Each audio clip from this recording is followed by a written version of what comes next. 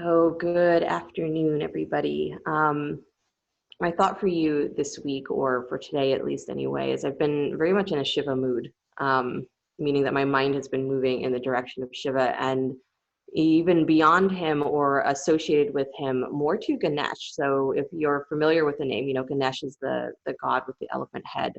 And he's said to be Shiva's son, even though he's not born in any sort of traditional way, but he's the lord of the Ganas. And so in the stories of Shivas, he's always described as his followers are the dregs of society, if you want to put it that way. But they're described as his followers are werewolves and vampires and ghouls and ghosts and all the scariest things that everybody runs from, is those are his greatest devotees. And that army of beings is said to be the Ganas, and they follow him. And they follow him out of love, because Shiva is the one being in the universe that looks at them and sees the true essence of what they are, right? So he sees them for what they really are. And so the love between Shiva and his followers is a really, really deep and strong one. And Ganesh, being his son, is said to be the lord of this army, is that he becomes like the head of that army. And because he has that same wisdom to be able to see beyond what is on the surface of things. And so it's said that Ganesh, we place him in doorways as being the person or the being that removes obstructions, right, for us. And in some ways, we like to look at that as being like, oh, if I have something in the way in my life of me being successful, as I call on Ganesh, please get rid of that, right? And that's how we use that energy.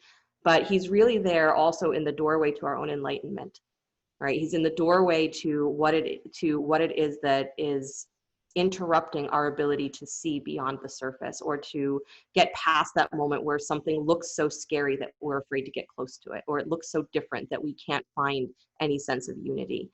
And so I'm drawn to this energy right now because I feel like we're just on this sort of revolving experience of finding a new thing every other day to be comparing ourselves to be upset about. And the practice is the same over and over, right? So the question starts to become for us as yogis is just what's standing in the doorway between you and enlightenment? What's standing in the doorway? What's your own personal boogeyman? What's your own personal thing that is going to rise up again and again to scare you before you're willing to step into that unity, or before you're willing to step into that feeling of acceptance, where there really can be a love for something that looks so different from what you expect it to be, think that it should be, want it to be, blah, blah, blah. How do you step into that kind of love? Because that's what Shiva is, that's what Ganesh is. So Ganesh, as the remover of obstacles and as the lord of the Ganas, is going to stand in the doorway with whatever is your biggest fear, whatever is the thing that is going to spark that big transformation in you. So start to learn what that is. Don't wait for the world to trigger you, right? As yogis, this is kind of what we learn, is don't wait for the world to trigger you to then figure out that now I experience this, this fear or this, resistance in myself. Go looking for it.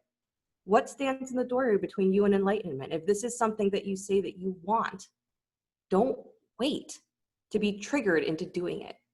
Right? Start looking for it. And that's the beauty of calling on Ganesh, is that you're asking to be brought to that doorway. You're asking to be brought to a place wherever your fear lives in you, and say, can I confront it and see it for what it really is? See what's beyond that vision that I have of what's so terrifying.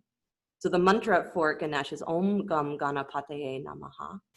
And the gum is the seed sound that goes with Ganesh. So even if you're not going to use the whole mantra in your practice, just that sound over and over again is going to bring you to that Ganesh energy.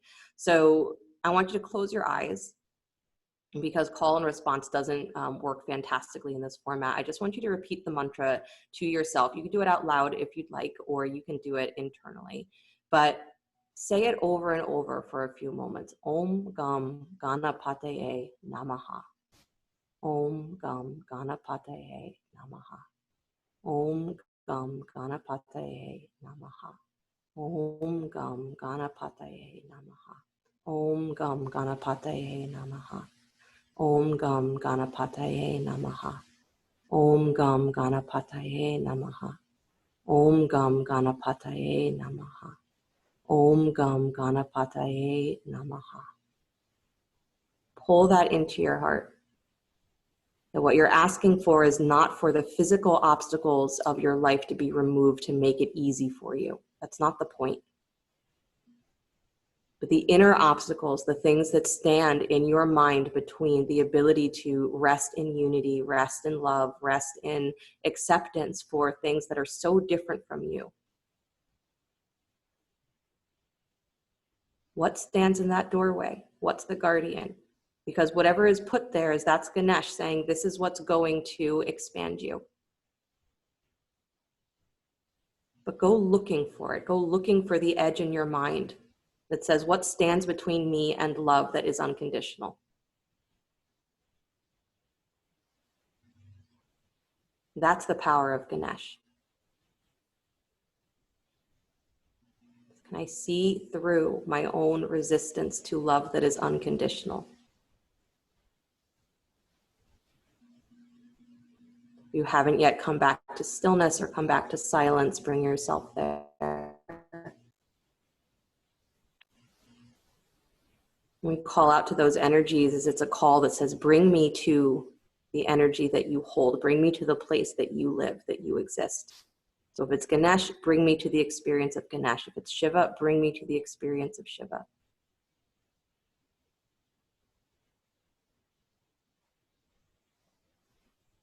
We identify with our true nature, and all of that wild craziness of our mind disappears. Those energies are a way to get in touch with pieces of that true nature. Deep breath in. Om Gam Ganapataye Namaha. And as you exhale, bring the hands together in front of the heart center, palm to palm. We'll open with the sound of Om. Deep breath in.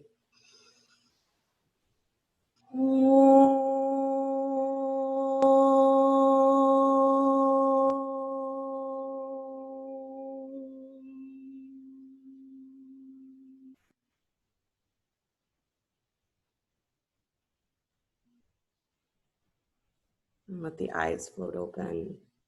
Nice, you guys. You can release your hands, please. And then come forward to hands and knees. And start to do some hip circles as you find yourself.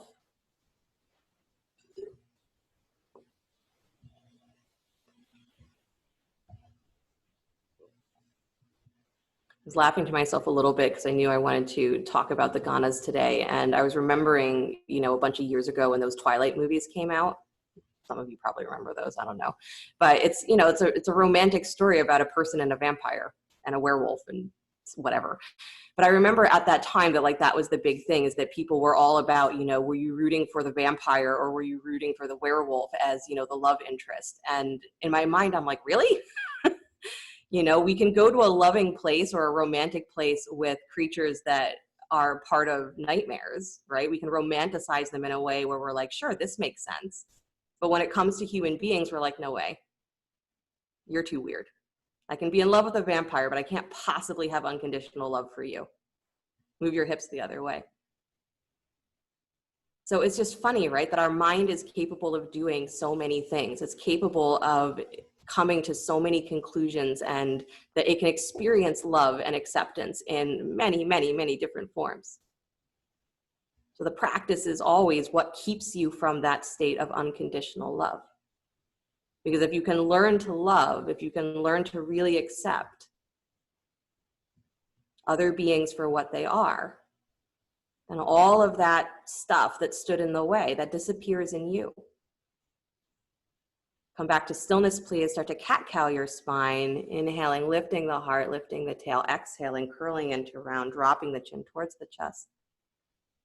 Good, and I want you to pay attention here that your armpits are staying on top of your wrists. So pause for a moment and then move your weight forward just a little bit so that your armpits are moving forward on top of your wrists. Good, and then notice if your hips are still on top of your knees in that position. If they're not, I want you to try to find that, where your armpits are pulling forward on top of your wrists, but your hips are pulling back to stay on top of your knees. Good, you're gonna keep that reference. Your shoulders and your hips do not move in space. Start to cat-cow your spine. You're pulling your spine long between those 4 stable points. Good. So I want you to stay steady in your shoulders. I want you to stay steady in your hips, and I want you to tilt your pelvis and your rib cage between those brackets. Good. Nice, you guys. Your state of mind is what determines the nature of the reality around you. Buddhists say that your last thoughts, and Hindus say it too, but your last thoughts before you leave your body completely determine what your immediate experience is, heaven or hell or somewhere in between. They say any of the worlds that you go to has to do with the state of your mind. Just as true when you're not dead. Just as true when you're in your body. Come back to stillness, please. Spread the fingers wide, tuck your toes, come back to downward facing dog. And then bend your knees again in down dog. So as your knees bend, I want you to try to find that same feeling of pulling your spine between those 4 stable points. So you're pushing into the hands, armpits pull forward, and then lift and lengthen the crown of your head. So push the crown of your head towards your fingertips. Good, but now pull your hips back, pull the tops of your thighs back away from your armpits. Good, but pull your armpits forward. So it's like that cat-cow, but still in down dog. Nice. Now maintain that. Take your hips a little higher. Let your heels drop towards the floor. Keep pulling your spine super, super long. Beautiful. Nice job. Right foot steps forward between the hands. Lunge. Good. Inhale the arms up to the sky. High lunge. Interlace the fingers, please. Press heels of the hands up to the sky. So reverse the heels of the hands up. Good. And really push through the arms. Nice. And then as you bend the elbows, so keep the hands pointing up, but bend your elbows wide and push the crown of your head up into your hands as your hands come down, the backs of your hands come down. Good. And then push the hands up again, get longer through your side ribs, pull your belly in, pull your ribs in. Good. And then same thing, draw those arms down and wide, elbows wide as you push the crown of your head up. Good. And then straighten the arms one more time, pulling through the whole length of your spine. Nice. And then release the hands down to the floor, please. Good. Both hands inside the front foot. Drop your back knee down to the floor and then scoot that left hip backwards on top of your left knee. Wiggle your right leg forward to straight, both hands inside the front foot. Yeah, so you're coming into Ardha Hanumanasana, both hands inside. Yeah. And then walk to your left just a little bit. So again, you're making space in that in your right side body between your armpit and your hip. And then turn your right toes in a lot. So you're rolling in that right inner thigh. Good. And then you're pulling your right sit bone wide. And then push your left thigh, inner thigh wide as well. So you're pushing the legs away from each other. Good. And then maybe you walk your hands a little further to the left. Nice. And then stay there, but start to scoop into your low belly. So you're filling up your back body even more. And then start to squeeze that right hip back and in towards the center. So your heel stays down, but your toes start to come back up to neutral. Good. And you're still pushing your inner thighs wide. So you're coming back to that straight split on the right leg. Nice. Keep your torso a little wide. One more breath. Pull the tops of your thighs back, hips back. Yeah. And then walk yourself back in, please. Nice job. So bend that right knee again. Shift your weight forward back onto the front foot. Anjaneyasana, so back knee stays on the floor. Inhale the arms to the sky.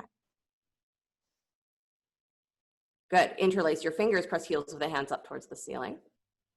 Good. Pull your ribs in. So look down towards the belly button for a moment. Pull your ribs in. Pull your belly back away from that front thigh. Scoop into your low belly and get longer through your side ribs. Pull up. Push out through the hands. Good. And then let your pelvis move forward in space. So go deeper into the lunge, but don't let your belly fall forward. Good. And now maintain that. Please take your arms out wide. Cactus arms. Twist to your right. So towards the front leg. Yes. Beautiful. And then let the left forearm come onto that front thigh, please. Take the right arm over the ear, reaching at a diagonal towards the upper left-hand corner of your mat. Don't let your belly fall towards your thigh. Keep your hips moving forward. Good. Rotate the heart. Beautiful. Nice, you guys. And then come all the way back up to center. Inhale the arms to the sky. Pull up through the ribs. And then release the hands back down. Good. Lift the back knee again, please. Left hand stays where it is. Right arm comes to the sky. Spinal twist. Good. Lift that back thigh just a little bit higher, please. And then push your inner thighs wide away from each other again. Good. And keep that big toe mound of your front foot anchored so your knee doesn't go wide. Nice. One more breath, you guys. Open the upper chest. And then release that hand down to the floor. Nice job. Step back, downward facing dog. On Sunday, I don't think I let the class do a vinyasa even once, so I'm debating whether we're still in that mode today or not. Good. One more deep breath in your downward facing dog. Good. And then step the left foot forward between the hands. Inhale the arms up, high lunge. Interlace your fingers, press heels of the hands up towards the sky. So you're holding that high lunge, back thigh continues to reach really long. So don't let your back knee buckle here. Really press up through that back inner thigh. Good. And then bend the elbows out wide, top of the head pushes up as your knuckles come down to meet the head. So your chest widens, your belly draws in. Good. And then stretch the arms back up to straight without letting the shoulders come up towards the ears. Pull up from your lower armpits, get taller. Yeah, that's the point of that reach, is get into your side ribs. And then bend the elbows wide again without collapsing in your ribs. Don't arch the back. Good. And then push up through the hands again, reaching long through your ribs. I should see you get longer. That's kind of the great thing here, is that I can see if you're getting longer or not. So don't cheat yourself. Good. Bend the elbows one more time. Push up through the crown of the head. Shoulders wide. I know if the lunge is getting fatiguing, you're overthinking it. Push the arms back up to straight. Get taller. Yes. And then release the hands down to the floor. Good job. Drop the back knee, please. Good. Move your right hip back in space so it's right on top of the right knee. Take the left leg forward to straight. Both hands come inside the front foot. Good. Ardha Hanumanasana, so half split. Again, find the place where your knee is directly underneath your hip so that you're not creating strain, or you don't have to work so hard just to maintain stability. And then start to turn those left toes in, so your left butt cheek pops out. Good, goes wide. And then walk your hands to the right a little bit more so that, again, you're moving the space of your ribs away from the top of your pelvis. Good, so you're moving your hands to the right. Nice. Push both inner thighs wide, so that leg that's supporting you as well, push the thigh wide so that your hips are not just swiveling. Good. And then maintain that pulling wide of your sit bones. Scoop into your low belly, so fill up your sacrum. And then start to squeeze that left hip back and in towards center, so your toes turn back up towards neutral. Good, but you're still pushing the inner thighs wide away from each other. Good, and then pull your hips back in space. Yeah, lengthen your side body. Stay as much to the right as you can so that you keep that space between the armpit and the hip. Good. Nice. The comfortableness of asana doesn't come from finding the way to do the pose in the way that makes you comfortable.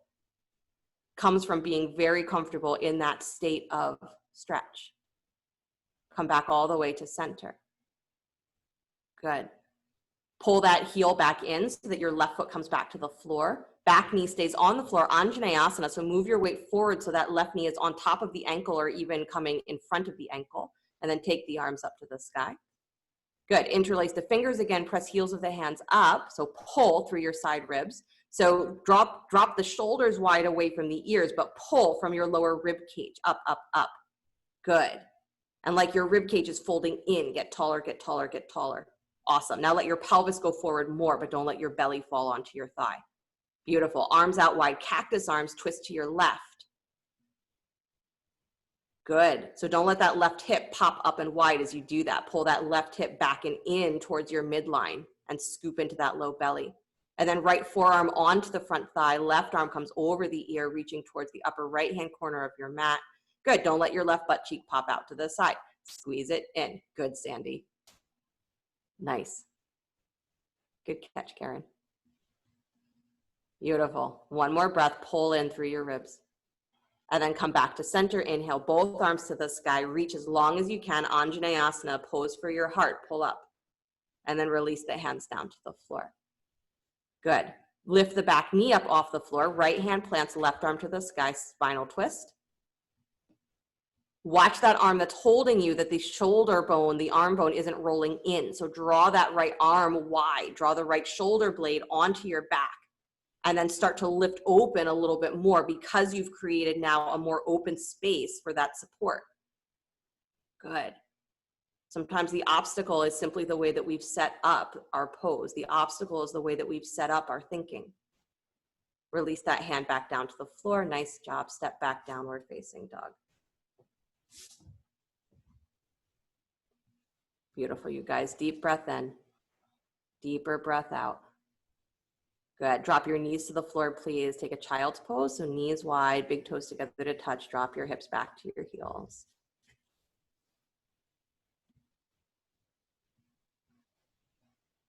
Good.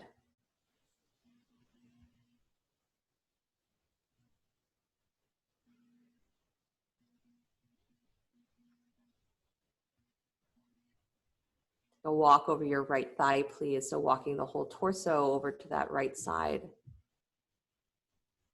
Breathing deeper through the left side as you do it.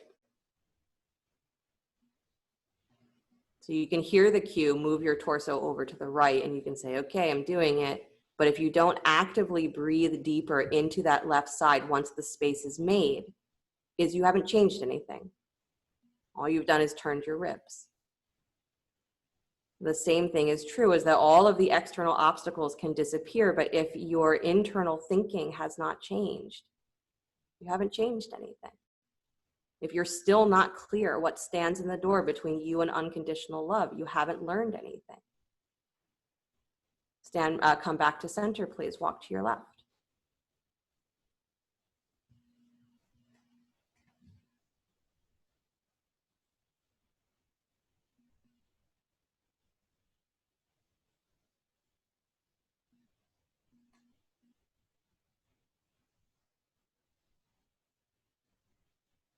Good. Having a fundamental sense of connection is part of that unconditional love. And we get confused because we assume unconditional love is going to look or feel or act the same way that our conditioned love does. So we're like, I don't even know how to do that. But you do. Walk back towards center. All right? It's something that's innate in us. That's that meaning behind Shiva, is that Shiva is that place in you that is always in equanimity, that's always in the unity of things. It's innate. The only challenge is figuring out what stands in the doorway between your thinking mind and that state. Walk yourself back up to hands and knees. Good. Spread your fingers wide, step your feet back to plank pose, upward push-up. Good. Bring your feet together, so big toes and heels together. And then I want you to have that feeling, I call it the jackknife, because that's how I've heard it described, where it feels like you are pulling your hands and your feet towards each other. So squeeze your hands and your feet towards each other, almost like your butt's gonna pop up. Yeah, so you're squeezing in, so you get that real feeling of lift. And then turn Vasisthasana onto the right baby toe. So right arm holds you. Good. Left arm to the sky. And don't lose that intensity. Yeah, don't lose that amount of focus, that you are continuing to squeeze in towards that center and push up towards the sky. Beautiful. Come back to plank pose, deep breath in, not collapsing into plank. And then turn onto the left side. Don't think about it too much. Turn onto the left side, take your right arm to the sky. Keep your ribs drawing in, keep your throat back. Yeah, good. Back to plank pose. Beautiful. Right arm holds you again. Turn on to the right side. Left arm to the sky. I know, nobody asked for this. Good. Step your top foot back behind you. So left toes come back behind you, knee bent. Push into the feet, open the hips more. Again, start to rotate from the back of your heart. Pull those shoulder blades in and lift your heart to the sky and take that left arm up and back. Beautiful. And then come all the way back. Really nice, Alice. Come back, downward facing dog. Breathe in. Breathe out. Good. You got one more side. So come forward to plank pose. Squeeze hands and feet together. Get into that intensity and into that connection. Come onto the left side. So left leg holds you. Right arm to the sky. Throat back. Yes. And then take that right foot back behind you. So top foot steps back.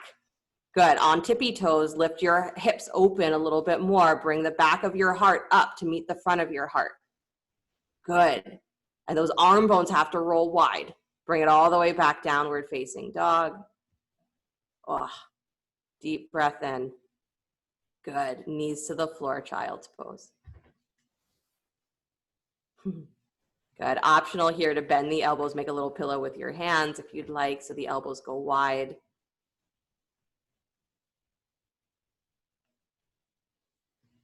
Good.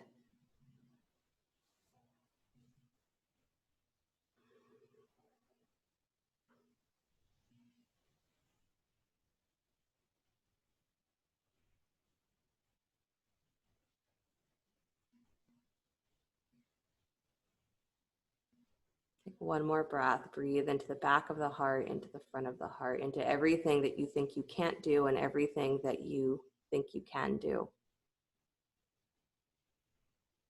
And then notice that line that you draw between them. The line that you draw between what you are and what you aren't. That line is where Ganesh is. That's the doorway. Walk yourself back up. Good. Come back, downward facing dog. Beautiful. And then step your right foot forward between the hands, lunge. Good. Walk your fingertips forward, please. So fingertips on the floor, Sarah. Walk your fingertips forward, step up, standing split. Left thigh comes parallel to the floor. Good. Flex that foot. Nice. And then bend your left knee, kick your heel in towards your butt to that leg that's in the air. And I want you to, with fingertips on the floor, lift that thigh a little higher. Good. And then up on your fingertips, start to lift your chest forward and up, almost like you're doing that, cat-cow position. So you're reaching up, reaching up, reaching up. Drag those hands back. Drag your shoulders back and wide. Collarbones go forward and wide. Back of your heart rises up. Thigh rises up. Good. Nice, you guys. Yeah, like a little standing scorpion. Awesome. And then release the upper body, extend that left leg back behind you again, deep forward fold, and then see if you can kick that left heel a little higher. I know some of you are like, I gave up on standing split a long time ago. Beautiful. Nice, you guys. Go ahead and step yourself back just far enough so that both feet can come flat and the legs can come to straight. So you're stepping back to Parsvottanasana. Good. So if you came back to a lunge, you're going to have to step that left foot forward just a little bit.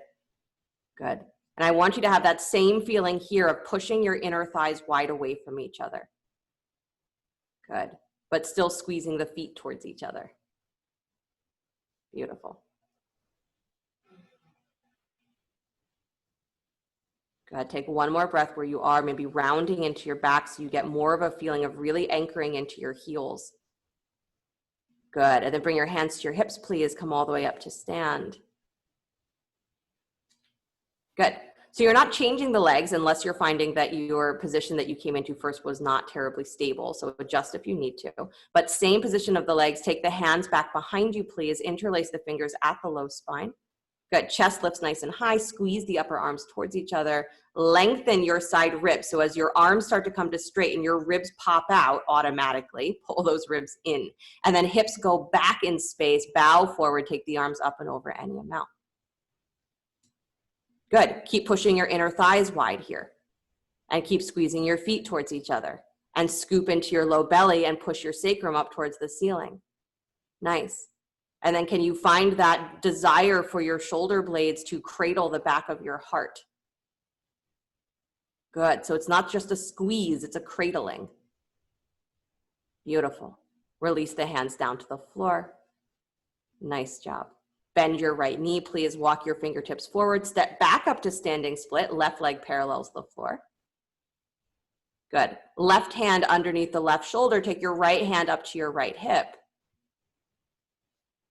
Good. Drag back on the top of that thigh. So push back into your hips. Yep. And then scoop your belly. And then turn your belly to the right, please. So you're turning towards that standing leg. Revolved Ardha Chandrasana. Last thing that happens is that right arm can reach for the sky. Good. Or it can stay where it is. Really nice, Jessica. Beautiful. Throat back. Optional to bend that back knee, kick your heel in and reach back for the ankle. Good. Don't lose the integrity of your legs. Inner thighs push wide. Yeah. Slowly release the leg, extend all the way back out. Nice job. Release that hand to the floor. Step your left foot forward alongside your right. Good. Bend your knees for a moment. Drop your belly onto your thighs, chin towards your chest. Wrap your arms around the backs of your legs. Good. Squeeze. Curl into your belly, pull your belly away from your thighs, take the legs any amount towards straight, push into your heels, pull your butt to the sky. And then notice if in this process you've allowed your shoulders to hike up towards your ears. If you have, don't just forcefully pull them down. See if you can keep them squeezing, cradling the back of your heart, and then extend through the back of your throat and the crown of your head more. Good. So don't shorten yourself thinking that that's more open. Nice, you guys. Release the hands to the floor, please. Good. And then right leg comes up and back behind you, down dogs. Not down dog split, sorry, standing split. With the right leg up. Good. Push back through your hips.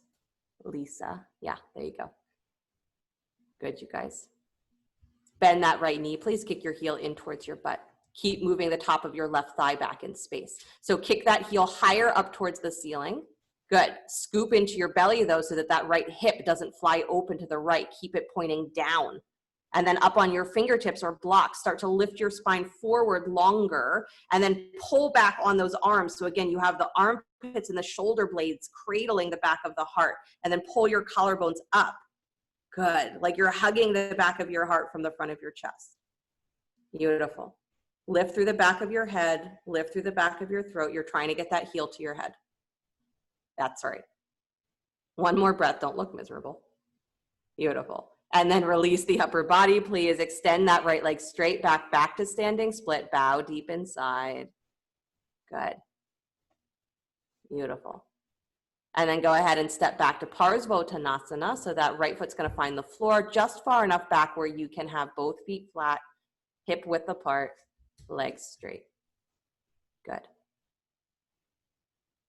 Inner thighs pushing wide away from each other. Watch that your front knee has not started to rotate in. Nice, you guys.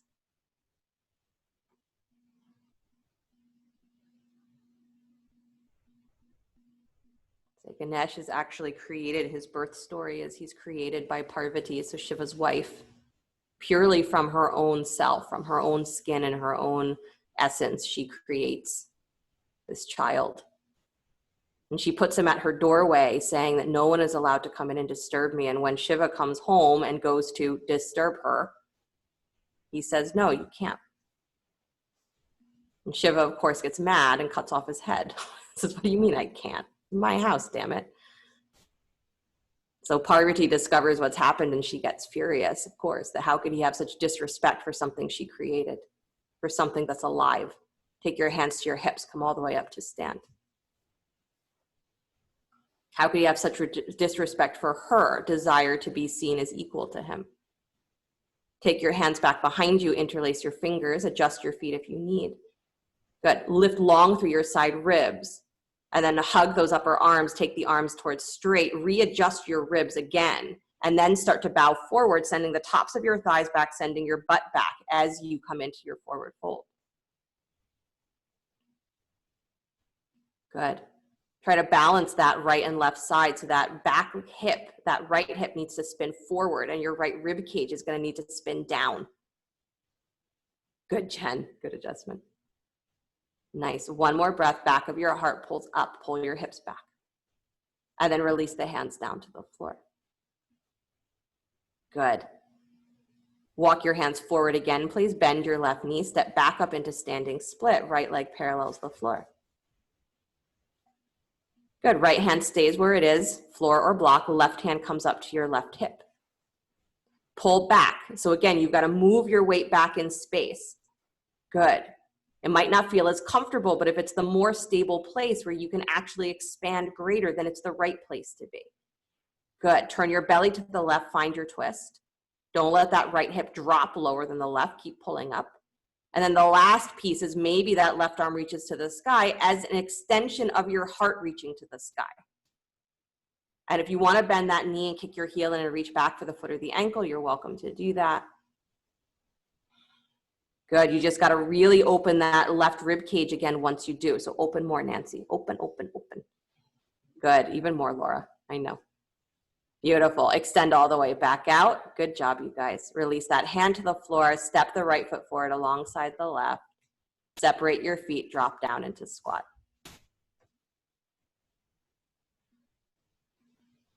Good. I also made everybody do frogs over the weekend, so I don't know if we're still in that mode either.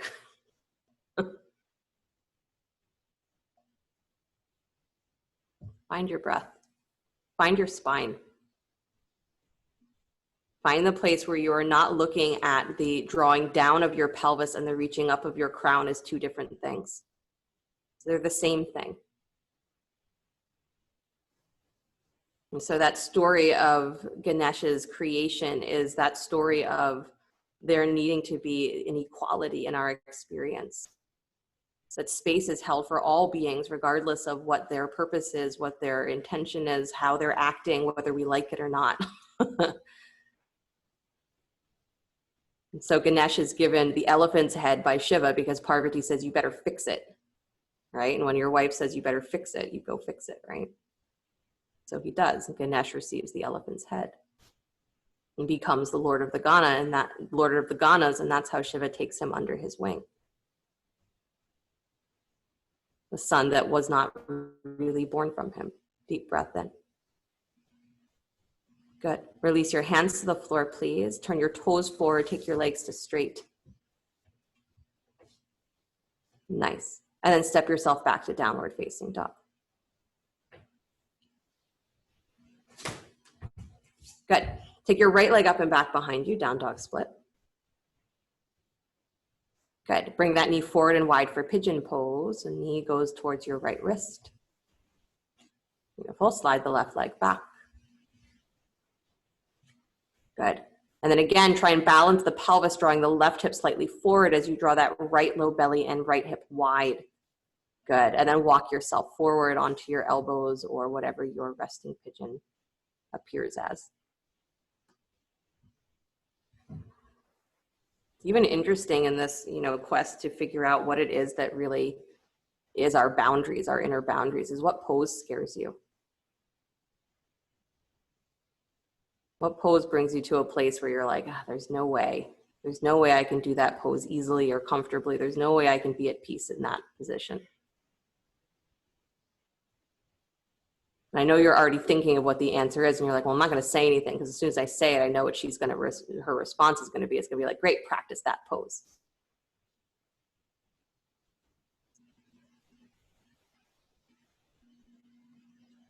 And that is going to be the response, is practice that pose.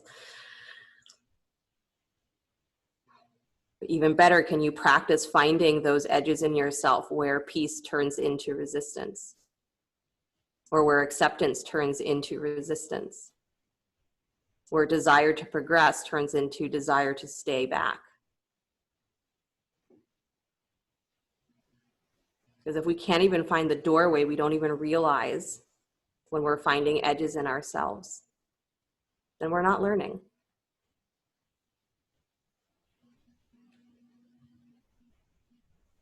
Ganesh, bring me to the place where I can understand my obstacles, and by understanding my obstacles, I can see where the doorway is between me and enlightenment, between what I know of myself to be and enlightenment. Unless you don't want it, then don't worry about it. Take one more breath. Good. And then walk yourself back in, please. Up onto the hands. Tuck the back toes, lift the back knee up, and then bring that right leg up and back behind you to down dog split. Good. Nice, you guys. One more deep breath, kick it higher. And then walk your hands back towards your foot just a little bit. Just a little bit.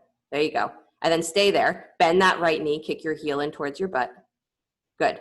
Reach back left hand for the foot or the ankle. Yep. I know, those stable points of your shoulders and your hips. Really good, you guys. Nice, Jessica. Good, and then slowly let it go wherever you got to or didn't get to. Stretch that right leg back out, down dog split. Good, and then step that right foot between the hands, lunge. Good, drop the back knee for a moment. Wiggle that right leg forward to straight, moving yourself to Hanumanasana. Coming up on that right heel, My suggestion is always to tuck your back toes and lift your back knee in Hanuman. I find that there's just, there's so much more power and more ability to adjust your pelvis in that way. So that's always my suggestion, is to lift the back knee and work your split against gravity. Good. So it's more about the squeezing in and getting into your pelvis. So that outer left hip, it's still the back hip that's got to spin forward. Good. And then you're squeezing into your legs and you're lifting the front of your pelvis up, up, up, up, up. Because even if you can split your legs so much, but you're dropping your pelvis forward, that's not a full split. One more breath. Awesome. Really nice, Jessica. And then release the hands down to the floor. Really nice, Carolina. I never call Carolina out and say, good job. Bring yourself all the way back, downward facing dog.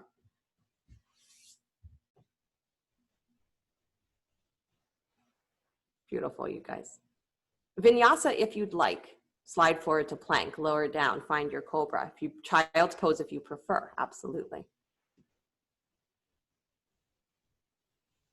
Good. You find your way back to downward facing dog.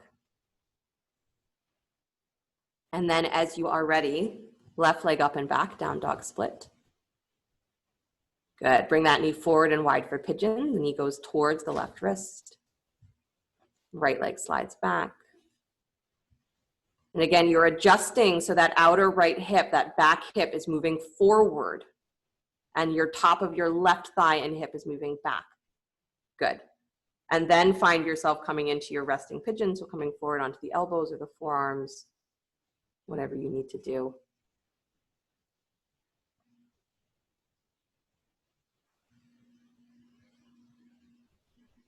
Nice, you guys.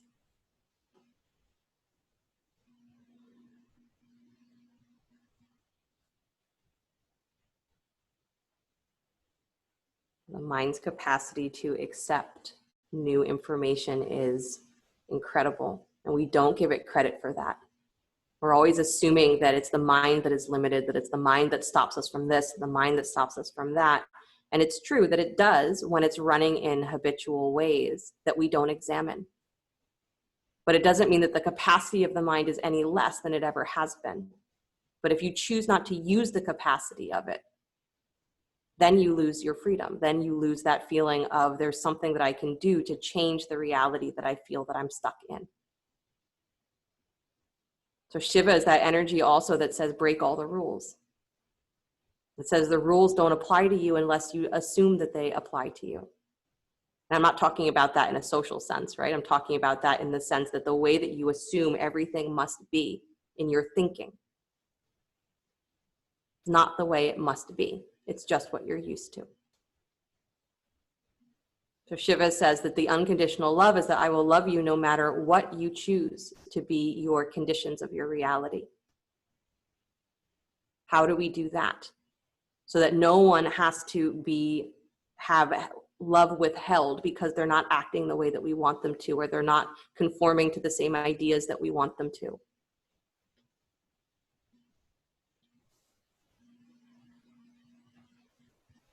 It's not about the outside, what it's all going to look like in the end, but it starts with your thinking. It starts with where is the barrier in you between your thoughts, your sense of self, and unconditional love.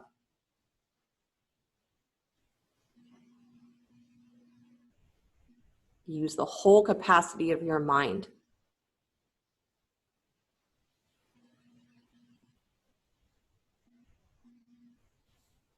If you don't know how, Om Gam Ganapataye Namaha, or Om Namah Shivaya, either one.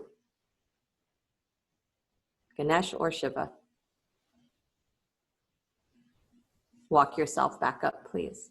Plant the hands, tuck the back toes, back knee lifts up. Take your left leg up and back to down dog split. Good, and you gotta feel the power of your own legs here, because if you don't set up the power here, right, then that leg that's in the air starts to feel like, you know, like one of those wind socks, like it's just gonna get blown around while you move into the next position. So find the feeling of your ankles squeezing towards each other, your pelvis lifting, and then walk your hands back just a little bit. Keep your legs nice and solid. Bend that left knee, kick your heel in. Good, and then right hand, so opposite hand, is gonna reach back to try and find that foot or the ankle. And remember, because it's a twist, you got to reach your shoulder up. So if you just reach straight back, you're not going to easily find that foot. Ooh, everybody's balance is not as solid on this side. That jackknife, squeeze the hands and the feet towards each other. Find your center. Good. Practice impossible things. Good job. Release the hand, please. Extend the leg back behind you. Good, Alice. Nice, you guys. A couple of you caught the foot. Step that left foot forward between the hands, please. Don't give up. Good. Drop the back knee for a moment so that you can take that left leg forward towards straight. Coming into full Hanumanasana. So extending through the front heel, extending back through the back heel. And again, my suggestion is always to lift the back knee and squeeze the legs towards each other. So again, that jackknife energy of I'm pulling in towards my center, because only by doing that do I actually have the ability to expand in an equal way. And then chest up, ribs up, side body up, up, up, up, up, up. I know. Look like you like this pose. There you go. Good pretending. And then slowly release, come all the way back out. Good. Come back to down dog just for a breath so that you can reach fully through your spine. Good. And then drop the knees to the floor, please. And then do some hip circling again. Just move the pelvis.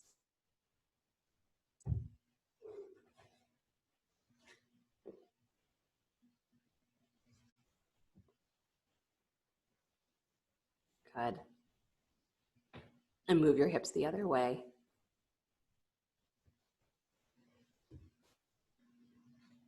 Right. We create smallness in the energies that we call on. We create smallness in ourselves, and then we wonder why the world starts to feel too small and why something new feels like it's going to blow our whole world apart. Because we are just so used to keeping the small thinking. Come back to stillness, please. Good. Walk yourself back so that you can sit between your heels in Virasana. So if you need to place a block between your feet, you are welcome to do that. So my preference is that you are between your heels, not on your heels. So if you need a prop, use it. Keep your knees in line with your hips, so not going wider than your front hip points. Your heels go slightly wider so that you have space to sit between them, but the tops of your feet should be flat on the floor. Good. And then you're trying to find where your seat is settled on your prop. So where you're not tilting forward, arching your lower back, and you're not falling backwards into a rounded spine. So you can feel your sit bones, but then you're lengthening up. Good. Take the right arm up to the sky. Good. Bend the elbow, place the palm behind your heart. Good. And then left hand reaches up to find the tip of that elbow. So just stretching the upper arm to begin. Nice. Keep your seat settled and keep lifting through that front edge of your pelvis. So it's not an arch to your back, but it's a lengthening of the belly and a dropping of the tail.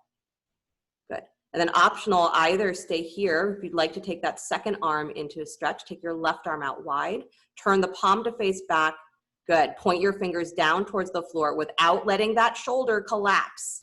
Bend the elbow and reach behind you to try and find the right fingertips. Good. And maybe finding the right fingertips does not work at all, which is fine. You can still just press that hand to whatever space of your back it naturally comes to. And then what I want you to do is I want you to take your back body and find yourself pushing into that hand. And let your elbow soften forward. Let your left elbow soften forward, forward, forward. Because the more that elbow comes forward, the more freedom you have in your arm bone to lift up. Long throat. Good. One more breath.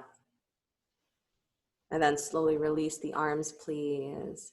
Beautiful. Walk your fingertips back behind you just a little bit. So you're leaning back in your Virasana. Good. Keep your shins on the floor, fingers behind you. Yeah. And then just a little lift of the heart, almost like you're doing a pretend camel pose, but you're not lifting the hips. Good. Long ribs. And then walk yourself back up, please. Nice. And then left arm comes to the sky. If you need to change your seat because your knees are telling you that you need to change your seat, please do. Otherwise, hang out. Bend your left knee, left elbow, sorry. Place the hand behind the heart. Right hand comes up to hold the tip of the elbow. Stretch. Good. So you're trying to draw that elbow tip more up towards the ceiling so that you have that long line from the back of your arm through the armpit, down through the ribs to the hip. Keep your seat settled. Good. And then either stay here or take the second arm into Gomukhasana as well. So right arm goes wide, turn the palm to face back, bring your fingers to point down. And then as you bend the elbow and reach back to try and find that left hand, notice if you are contorting that right side of your rib cage. Don't let it get shorter than the left. Good. So that right elbow is going to fall forward, forward, forward. Nice. So the arm bone can go up and wide, wide, wide. And try to bring your back body to meet your hands so that you're softening backwards instead of having the chest pushing forward. And then get longer just through your side ribs. Nice.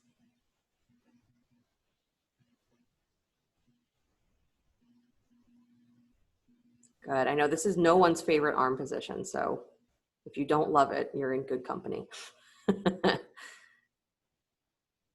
Slowly release the arms, please.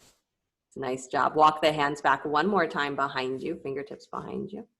And then you have the option here, depending on how you feel in this position, that with your hands walked behind you, fingers pointing preferably towards your toes, is that if you would like to push into those hands, lift the chest a little higher, squeeze the upper arms, press into your shins, lift your butt up off of your heels, like you're coming into a little bit of a camel back bend. Good. If that doesn't feel like it's a good idea, stay where you are. Good. Keep rooting those shins down, long thighs. Nice, nice, nice. Good, and then slowly release, come all the way back up. Good, come up off of your block, please. Move it to the side, come to sit. Legs out in front of you.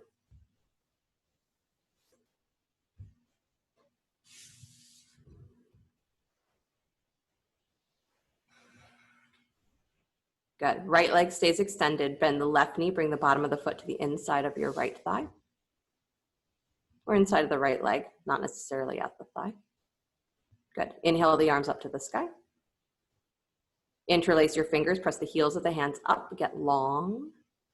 Good, and then you're twisting your belly just a little bit to the right towards that right leg, and then you're gonna extend forward like you're gonna hook your hands around your foot. So extend, extend, extend, extend, extend. Good, some of you can literally get your hands around your foot, so you can go for that if you'd like. Good, but if not, one more breath, push out from your side ribs, get longer. Good, and then let the hands drop wherever they drop. So you can hold the foot or you can have the hands on either side of the leg. Good.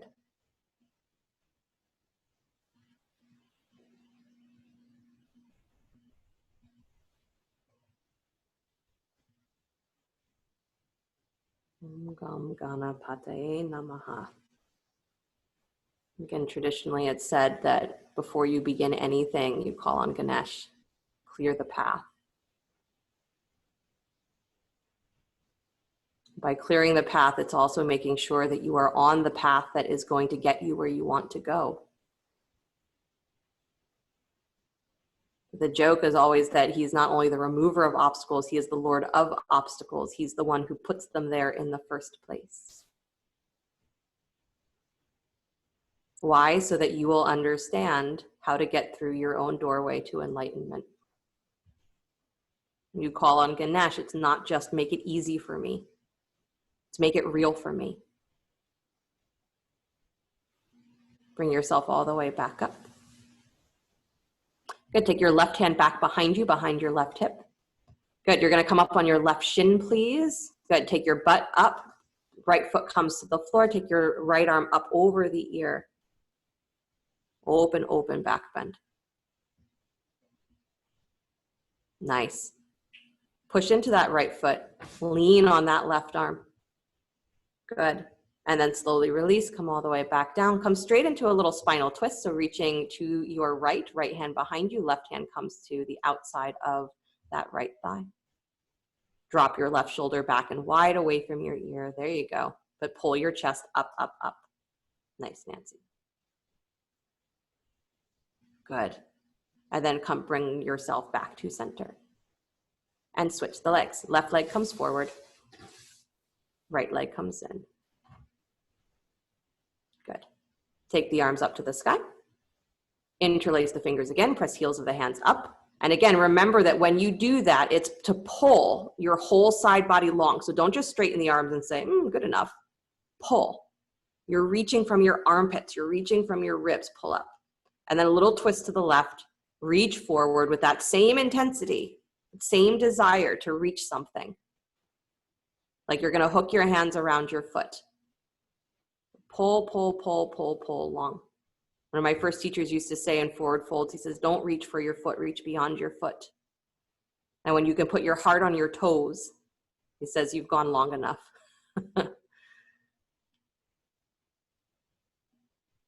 Good. And then release the hands wherever they're going to rest.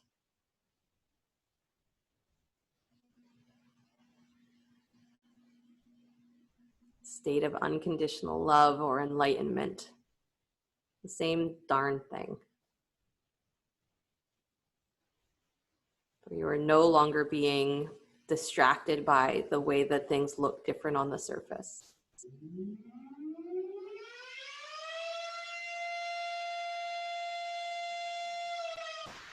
I know you all missed that siren. It's your favorite part, right?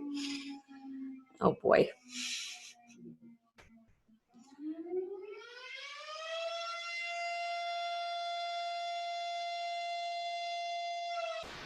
Walk yourself back up, please. Good. Take your right hand back behind your right hip. Good. You're going to come up on that shin, please. Lift the hips, left foot flat to the floor. Good. Take the left arm up and back, pushing into the feet, into the legs. Good. Heart open. Pelvis open. Nice. And then bring it all the way back down. Good. Come into spinal twist to your left. So left hand comes behind you. Right arm reaches for the outside of the left leg. Beautiful. No, you had it right. I can't remember your daughter's name, Laura, but she's got it right. Good. Lift your chest a little higher. Soften that right shoulder. And then come back to center. Nicely done, you guys. Good. So take the legs in front of you, scoot forward, come on down to your backs. Yep, onto your backs. Good. And then take the legs up to the sky.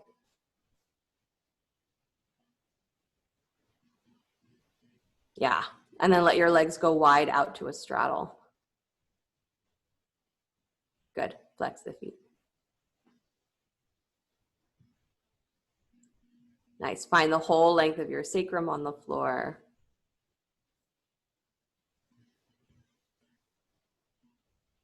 Find the edges in you where somehow there's a category of beings, whether it is human beings, animal beings, microbial beings, that you designate as deserving to live or not deserving to live. Where do you draw the lines in yourself where your love is conditional? It's interesting, right? That there's so many ways right now that we're being asked to examine those things, even down to a pandemic. Do you hate a virus for being a virus? Because even that is part of God. It's part of creation. It's part of that same energy that makes up you. One more breath. Good. Bend your knees, come into happy baby, please. Reach for your ankles or your feet. And then stack the heels on top of the knees.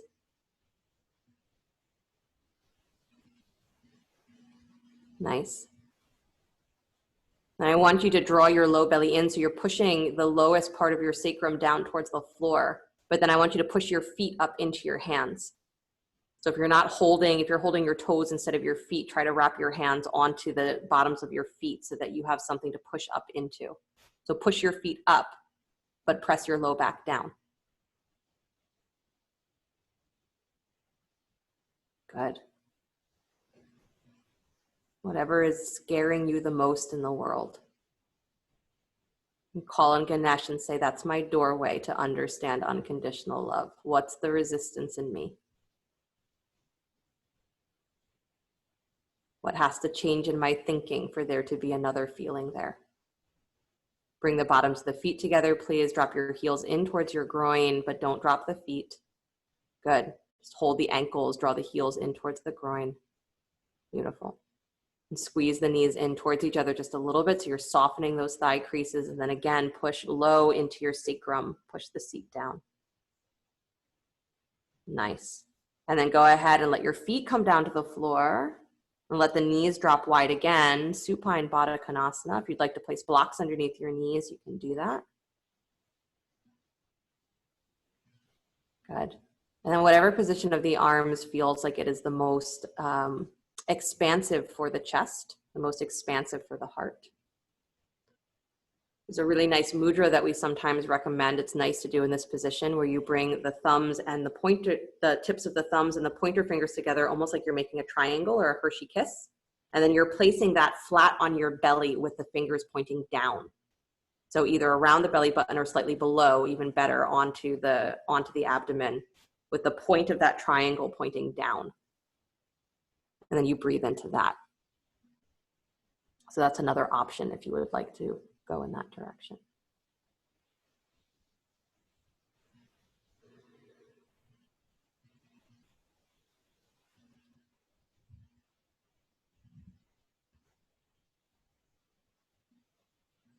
If your mind has the ability to determine whether you are in a state of heaven or a state of hell, whether you are living a good life or a bad life, your mind has a huge capacity. It can decide for you that something that can be at the root of a horror movie is also at the root of romance. If it can decide that for you, then it can accept a much bigger sense of equality, a much bigger sense of acceptance, a much bigger sense of understanding the reverence for life at its core. That's what we're asked to do in yoga. The word for it is ahimsa. We often translate it as nonviolence, but it really means that if you have such a respect for life as life, then you will naturally be drawn away from doing anything that would inhibit that. You're naturally drawn away from violence.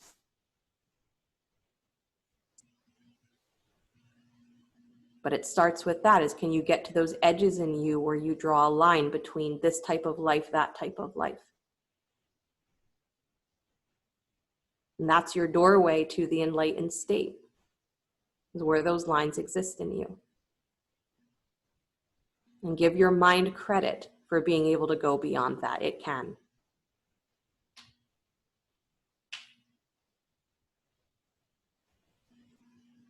One more breath. Om Gam Ganapataye Namaha. Make my obstacles something that brings me to the reality of my unconditioned self. Call on Ganesh, bring me to Shiva, the Shiva that exists in me.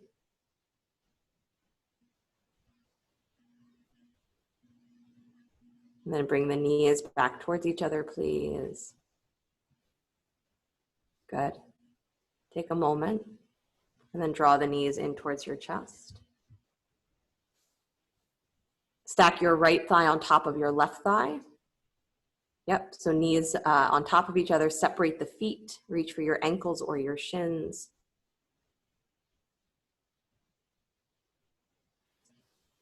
Good, low back presses down to the floor.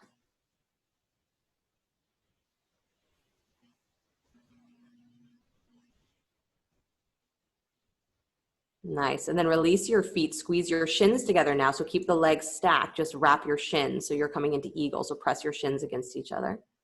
Good. And then you're taking your left arm over top of right in front of your chest. So come into eagle pose on your back. Wrap the forearms. There you go. Don't let the hands fall onto your face. One deep breath in, find your spine. One exhale, bring your knees and your elbows towards each other, curl into your spine and lift. Squeeze in. Squeeze into that central spiral. And then release and unwind. Good. Bring the feet flat to the floor for a moment. We forget to do that part where we actually find a space in between one thing and the next. Good. And then come into the other side. So bringing the knees back in towards your chest. First, just take the left leg on top of the right, left thigh on top of right. Separate your feet, reach for your ankles or your shins.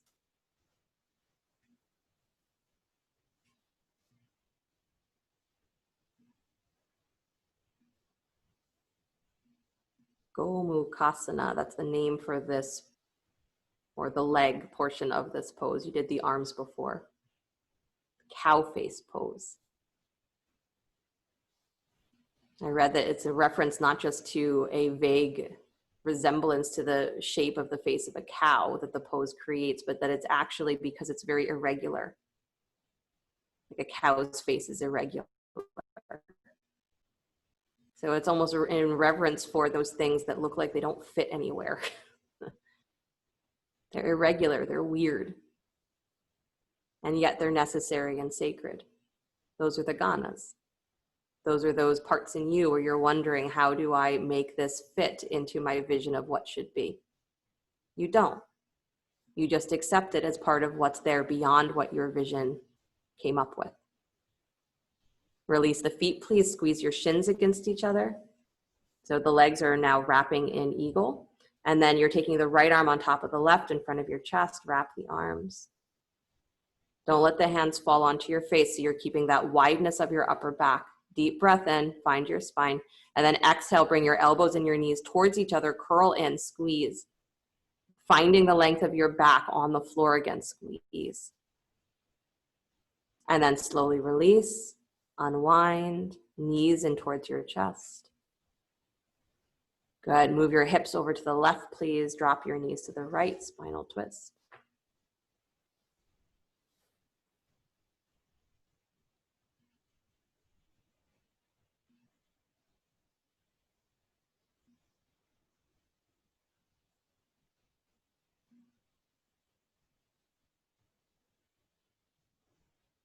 Good, come back to center, please. Scoot your hips over to the right, drop your knees to the left.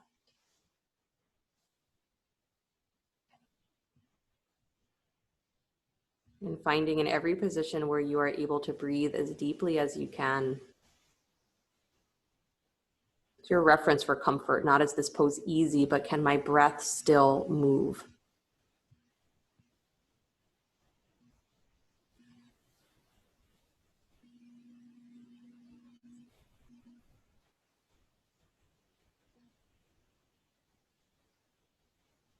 And then come back to center, please. Hug your knees in towards the chest. Bring your forehead up to meet your knees. Pull in, squeeze.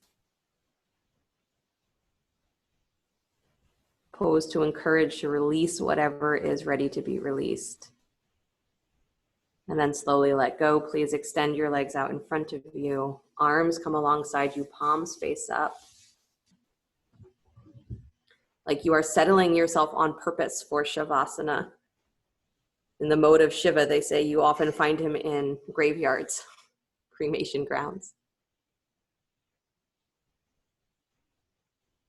Shavasana is the pose of the corpse. And I understand life through its association with death.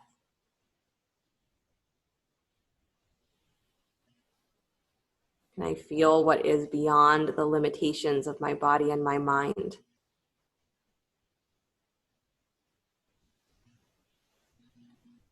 I touch the true self.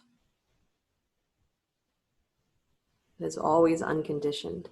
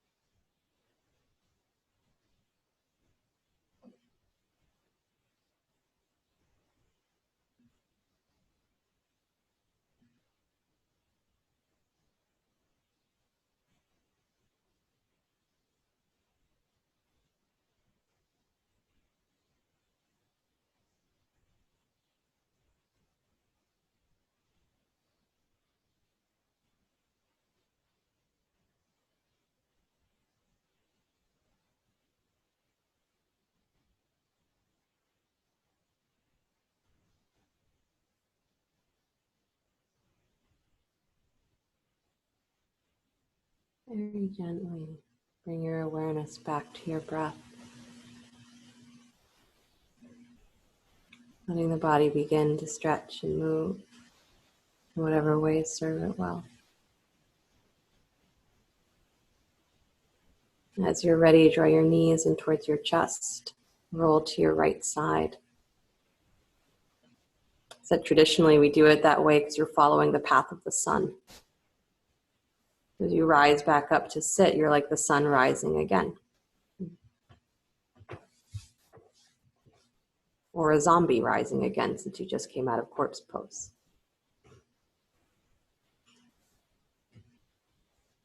Bring the hands together in front of the heart center, palm to palm.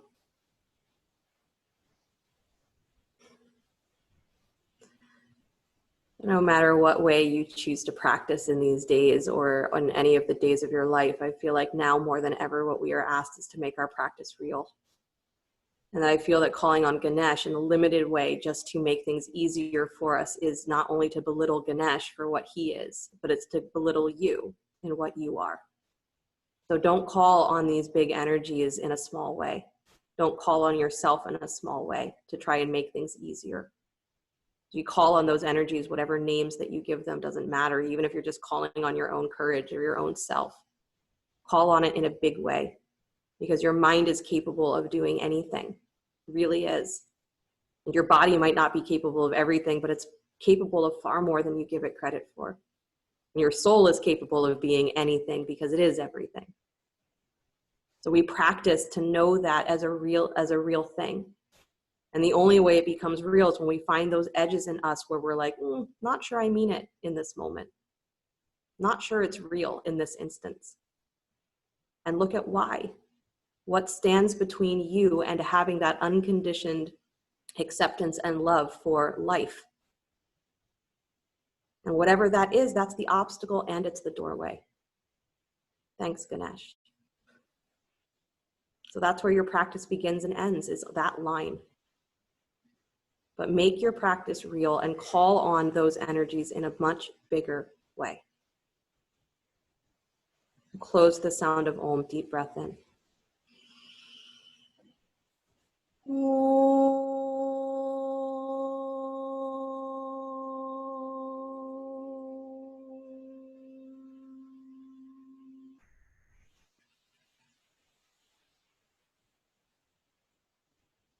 Sliding the thumbs up to the space between the eyebrows. Namaste, everybody. Thank you guys so much.